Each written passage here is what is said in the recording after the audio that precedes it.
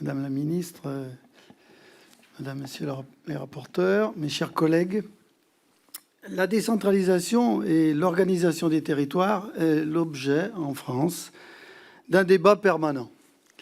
Depuis, bien sûr, les grandes lois de décentralisation de 1982, mais aussi la succession de réformes que l'on a eu de cesse de rendre finalement l'édifice toujours plus complexe et toujours moins compréhensible pour nos concitoyens. Aujourd'hui, cet édifice ainsi réalisé, cette pyramide des pouvoirs locaux, ne nous semble pas fondamentalement remise en cause par nos concitoyens. Et pourtant, ils auraient des raisons de réclamer plus de lisibilité et sans doute plus de clarté dans la répartition des compétences. Ou encore, serait-il en droit d'exiger plus de transparence sur le fléchage de l'argent public entre les différents niveaux d'administration territoriale, ce millefeuille tant décrié que nous ne parvenons jamais à alléger, à simplifier. Et qui n'a pas gardé en mémoire, d'ailleurs, l'adage napoléonien, on peut gouverner de loin, certes, mais on n'administre bien que de près.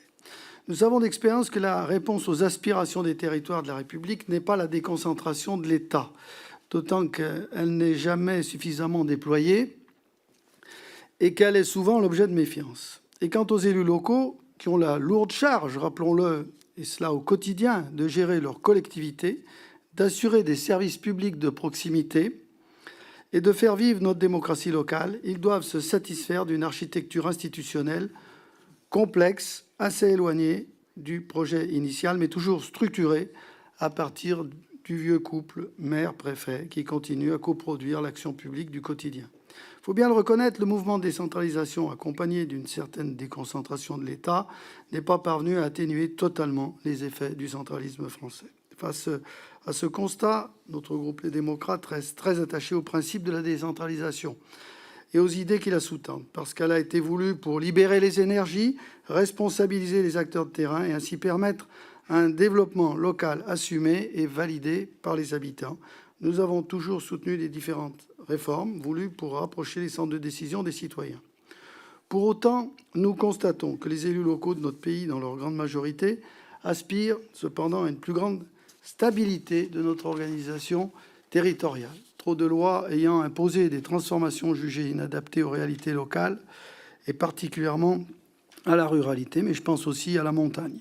Nous considérons à cet égard au groupe démocrate qu'il est très important de respecter les légitimités locales, je l'ai dit, cette démocratie de premier échelon, de proximité sur laquelle repose notre édifice républicain.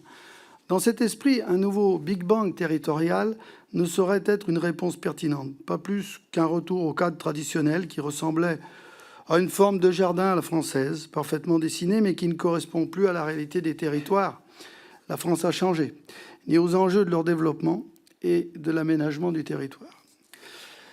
Un mot sur les finances locales, peut-être, et les relations entre l'État et ses collectivités territoriales. Nous savons que sur le papier, l'article 72.2 de la Constitution fixe un objectif. Et chaque transfert de compétences produit par les lois de décentralisation s'est accompagné de l'attribution de ressources à peu près équivalentes.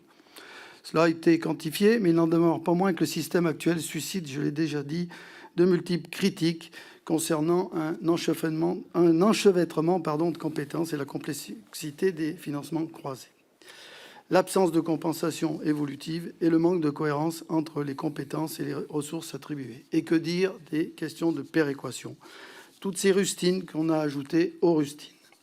Je voudrais enfin rappeler que pour notre groupe, c'est la simplification qui doit s'imposer. Nous attendons une vraie simplification et cela, c'est un gros chantier que nous avons devant nous. Pour conclure, je voudrais dire que nous soutiendrons une culture démocratique, une vie des collectivités territoriales active. Et c'est pourquoi, pour nous, la réflexion sur la décentralisation doit d'abord et avant tout respecter plusieurs axes. Premièrement, nous sommes favorables à une différenciation lorsque c'est cohérent et possible, à une réelle décentralisation, à la déconcentration qui peut l'accompagner, et l'objectif étant, bien entendu, de simplifier, simplifier et toujours simplifier. Et au-delà, nous considérons comme essentiel de garder à l'esprit l'idée que derrière cette conception de la décentralisation, c'est bien une vision humaine et de l'aménagement du territoire qui doit se développer. Je vous remercie.